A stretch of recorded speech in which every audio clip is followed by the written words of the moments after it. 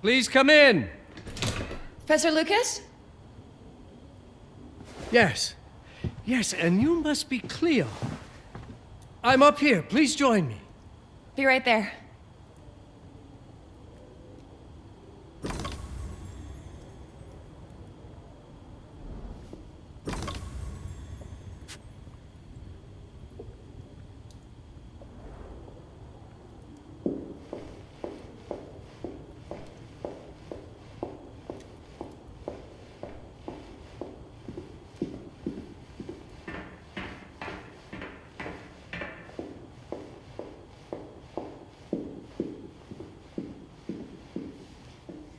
Pleased to meet you, Professor Lucas. The pleasure is mine, Cleo. I'm glad you called. Were you looking for something in particular? I was, but my intricate classification system failed me once again. You know, this is the exact spot where I met your father for the first time. Really?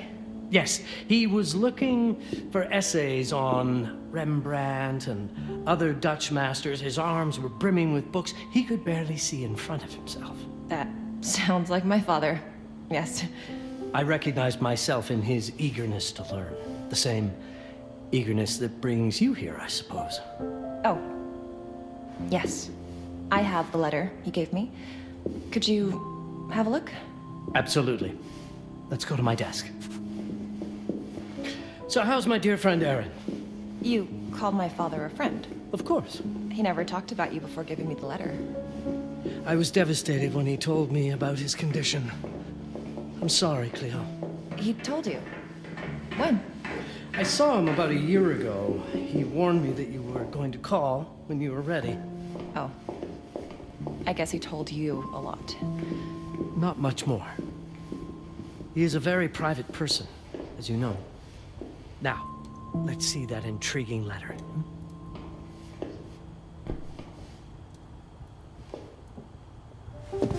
I can't read past the first line my father wrote. And then there's this last part at the end. Both are in English, but everything else is... I was hoping you could help me. I've never seen anything like this before. The writing seems to be hidden behind some sort of veil, and then there's movement in it. It's like something organic. You're absolutely right. I've only seen this once before. I have a 300-year-old manuscript that has the same protective layer, which means that this letter is from the Zandaris tribe. Zandaris? Yes. It's a very ancient tribe. I wonder how your father got this letter. Can you decipher it? I'm afraid I can't. But there is a tome in here on ancient writing that mentions the Zandaris' protected communication. Although finding it may be a bit of a challenge, I think I might have stored it a little too well. The library's registry should help.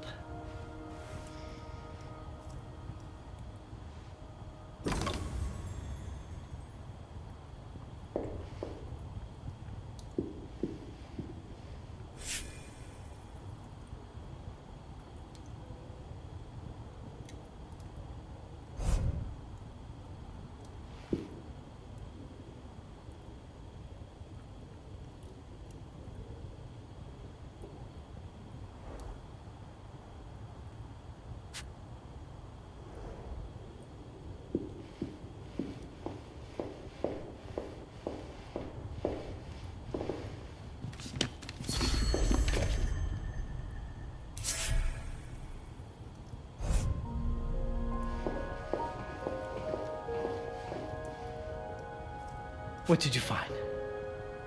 Protected Zandaris information was only decipherable through an object. Something called a HyperX? Yes, of course. So you've heard of it before? I thought it was a legend. It varies depending on the source. I've never seen one. They said it appears as something unremarkable. I wonder, has your father ever given you something other than the letter? Something like a key or a pendant?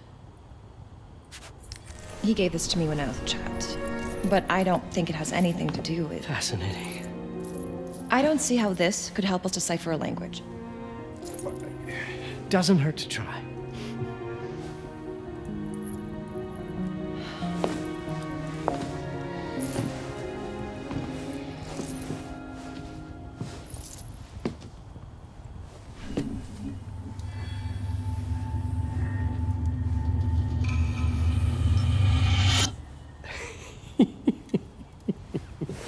It doesn't work. It's all right. Aaron has thought this through. There must be something that we're missing. Something to activate it, maybe. What makes you so sure that my father was behind this? Would it really be so surprising? I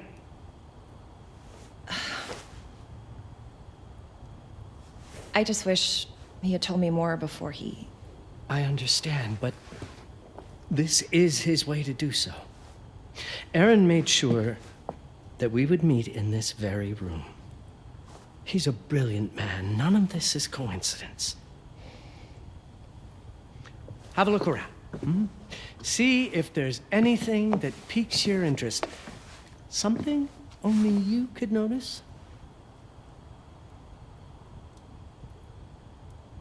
Did you know that my father donated a bust of Rembrandt to this school? I didn't.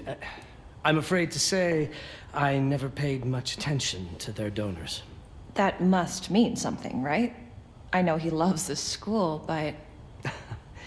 I'd say follow that lead. There's a section in this library dedicated to Rembrandt. If Aaron did leave us something, it wouldn't be surprising if it tied back to Rembrandt in one way or another.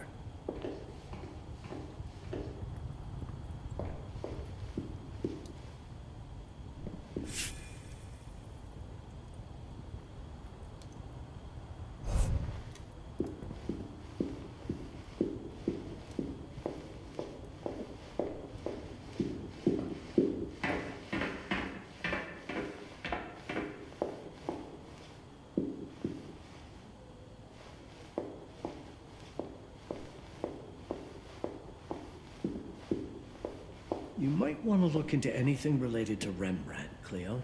It makes perfect sense if we try to think as your father would.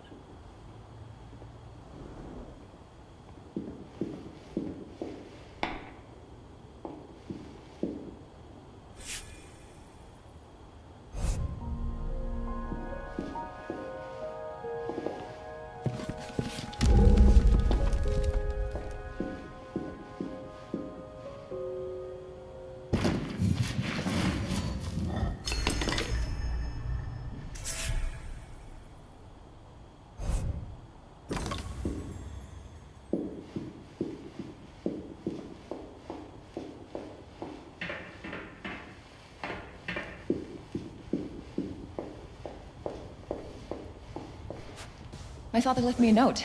Wonderful. I don't understand it, but my name's on it. Let's see.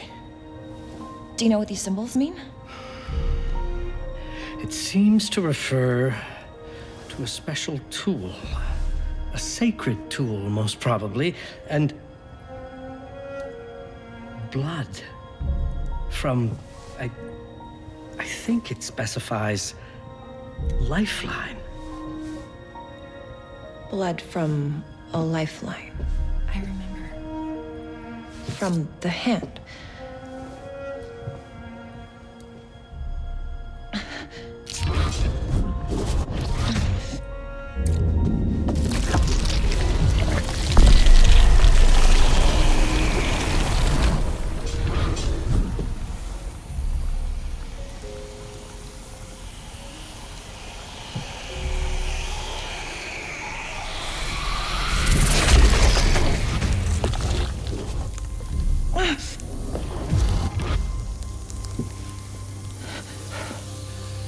That's it.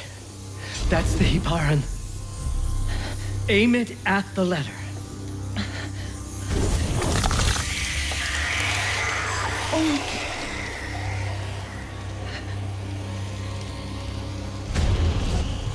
Are you all right? Yes. It's... Cleo, if you're reading this, Papa? it means you're experiencing Nux. It's this dark energy you can feel through your guts. Don't worry. It's yours, Cleo. And you'll become its master. You're my daughter, ma belle, and I love you deeply. I once promised to tell you everything about your mother. This is it, but not the way you were expecting. Take these words as a guide to prepare you for what's coming. It all started on December 30th, 1999. I was with Agnes, my girlfriend at the time. We were in Amsterdam for the year 2000 celebrations, and we had a room in a pretty cool hotel. I thought we were turning the page on a year, a century, a millennium. But it was more than that. We were standing at the beginning of a new cycle. And you, ma belle, would be part of it.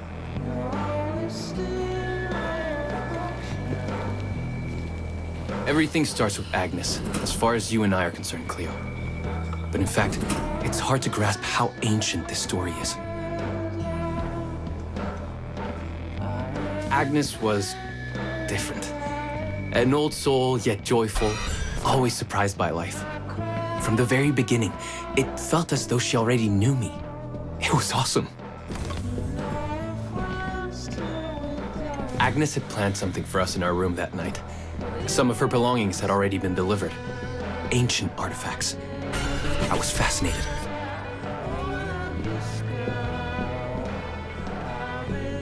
Truly, I had no idea what Agnes had in mind. But you know what, Cleo? I didn't care. I was in love. I never questioned Agnes's actions. She had a way of making me feel important and wanted. Needed, even.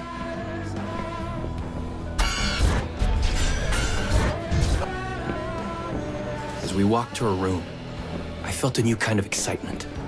Impossible to describe. I didn't yet know I was about to lose my grip on reality. As you'll see, ma belle, losing my grip on reality is an understatement. The truth is, I never had a grip on anything at all. The closer we got, the more something stirred in my veins. Nothing unpleasant. More as though the city's canals were running through my body.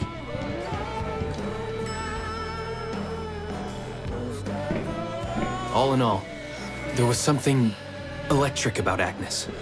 A force emanated from her. The force I was about to discover. Agnes went directly to the bathroom to put on her magic touch, she said. She didn't need any in my view, but she was being literal, I guess.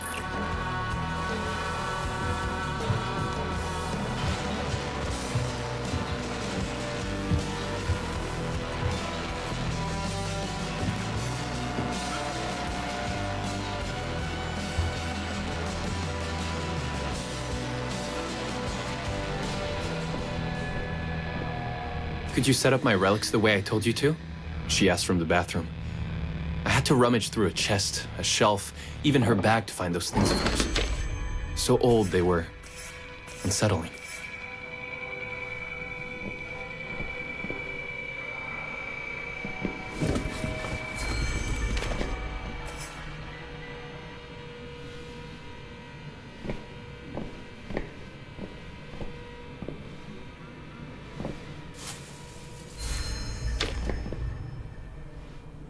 Did all my mirrors get installed? She asked. Yes. They'd been placed around the bed, and the bed had been moved. Even now, I don't know how, or by whom.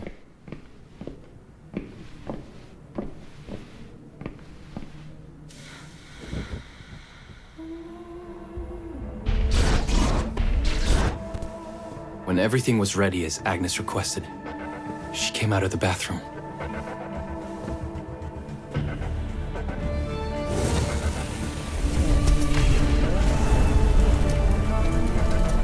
She was...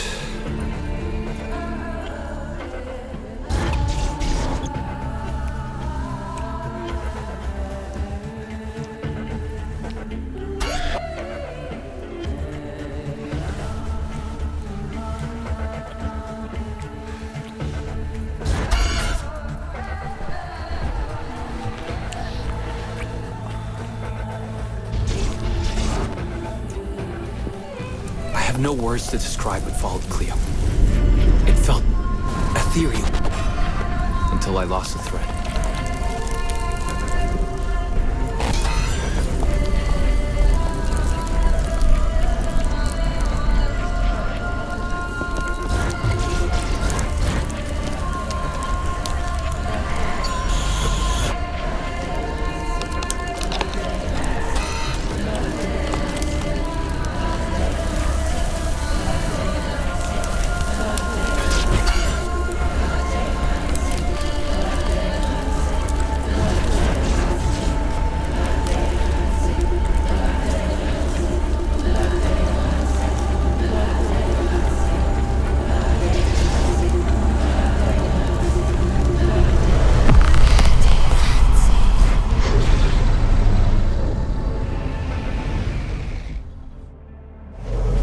Woke up or something. I'm still not sure. I was a cat, Cleo. Yes, you read that well. I was a cat. The room was like in a nightmare. Agnes was floating, literally, and seemed frozen in time. Of course, I thought I was dreaming, but not for long. It was too real somehow. I could feel the fur on my body.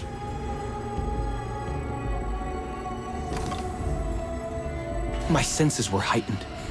Everything I saw or heard became a voice calling me. Go further and you'll see. Go further and you'll see. The further I went, the more real my sensations became. Yet the world around me felt increasingly surreal. It was scary, disturbing. But something was definitely calling to me, from what seemed to be the other side.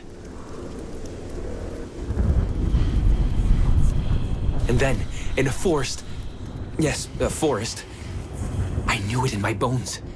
It was someone calling me. A woman. Things were blurring together, Cleo. My cat spirit, a thirst for freedom, for leaping onto anything, and my pull toward her calls.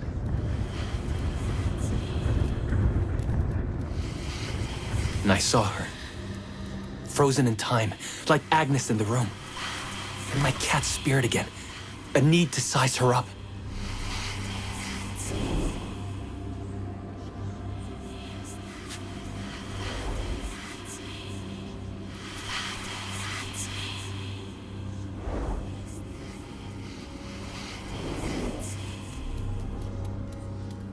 Then it happened. For a brief moment, I became fully feline.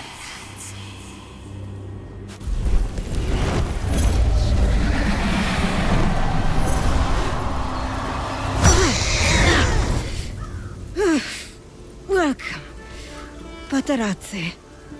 Welcome, Aaron. Aaron? You know my name? We talk? I can talk? I was in shock, Cleo. Nothing made sense. Yes, you are my union. My Patarazzi. My cat. Of course. But what? Did no one tell you about the ceremony? Where you come from? What? No! What do you mean? It matters not for now. I'm Noah, the Collector. Those are the Zendaris. Follow me, and I shall explain anon. We've much to do this night.